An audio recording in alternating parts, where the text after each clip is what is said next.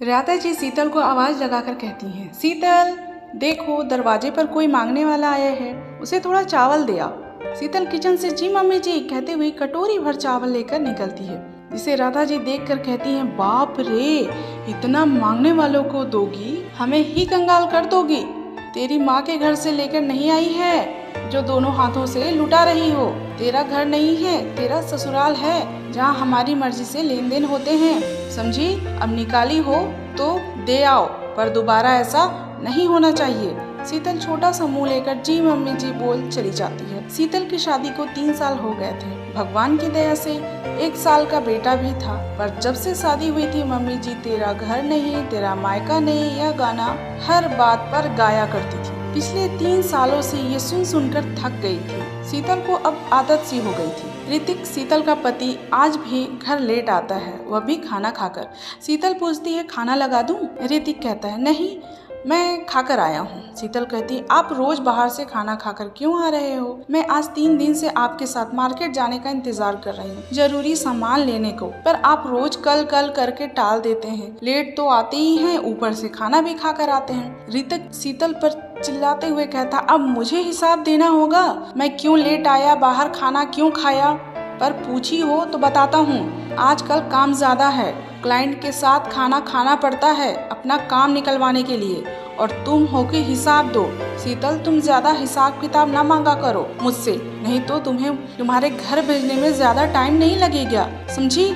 शीतल को बहुत तकलीफ होती है, वह रोने लगती है ऋतिक की ऐसे बातें सुनकर, क्योंकि इसी बात को ऋतिक आराम से भी समझा सकता था। सुबह शीतल अपनी माँ को सारी बातें फोन पर बताती है। माँ मुझे नहीं रहना यहाँ, जहाँ पर पल पल आपको यह एहसास दिलाया जाता है कि यह आपका घर नहीं, मेरी इस घर में कोई इज्जत नहीं। उधर से माँ कहती, नहीं बेटा ऐसा नहीं बोलते, थोड़ी बहुत ऊंच नीच हर घर में होती है, तू ऐसे घर छोड़कर नहीं आ सकती, अब वही तेरा घर है। बेटी शादी होने के बाद मायका पराया हो जाता है और ससुराल ही तेरा अपना घर होता है, उसे अपना समझा कर।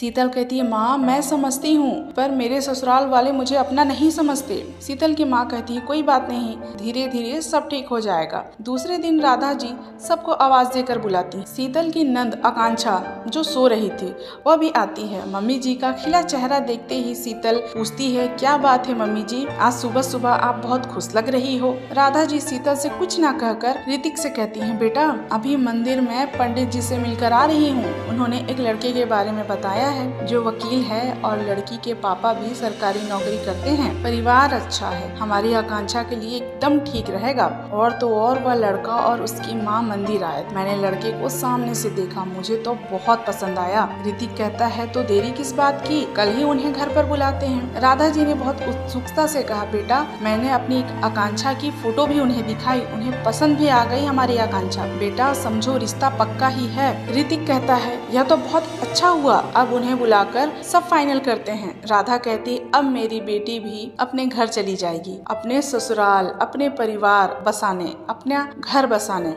तभी शीतल ने कहा, अपना घर नहीं मम्मी जी, आकांक्षा तो अपने ससुराल जाएगी ना, उसका घर तो ये है, वह तो ससुराल होगा ना। इस पर राधा ने कहा, यह क्या बोल रही है, उसका ससुराल ही तो उसका अपना घर होगा ना, ये घर तो शादी के बाद पराया हो जाता है। शीतल कहती है, पर मम्मी जी आपने तो मुझसे कहा यह मेरा ससुराल है, मेरा घर नहीं, मेरे माँ का घर ही मेरा घर है, ये घर मेरा नहीं, मैं अपनी मर्जी नहीं चला सकती। और ऋतिक आपने भी कहा था मेरे घर भेज दोगे, तो जब मेरा ससुराल मेरा अपना नहीं तो आकांक्षा का ससुराल उसका अपना कैसे हो सकता है? आप कहती हो यह मेरा ससुराल है, मेरा घर नहीं, माँ कहती है वह मेरा मायका है, अब पराया हो गया है, तो मेरा घर है कहाँ? मेरा अपना घर जिसे मैं अपना कह सकूं कि यह मेरा घर है और अपने मन का कर सकूं। ससुराल वाले ताना मारते हैं, तेरे बाप का घर नहीं, तेरी माँ के घर से नहीं लाई, मायके वाले कहते हैं अब इस पर तुम्हारा हक नहीं, तुम पराई हो गई हो। ऐसे तो लड़कियाँ कहीं की नहीं।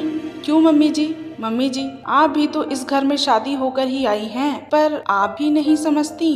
राधा और ऋतिक दोनों शीतल की बातें सुनकर नजरें नीची कर लेते हैं और अपने बोले हुए शब्द पर शर्मिंदगी महसूस करते हैं। दोस्तों इस कहानी के बारे में आपकी क्या राय है, हमें कमेंट करके जरूर बताएं। वीडियो अच्छी लगी हो तो प्लीज़ मेरे चैनल को लाइक शेयर सब्सक्राइब जरूर करें और अपना प्यार मुझे यूं ही देते रहें। तब तक के लिए बाय बाय।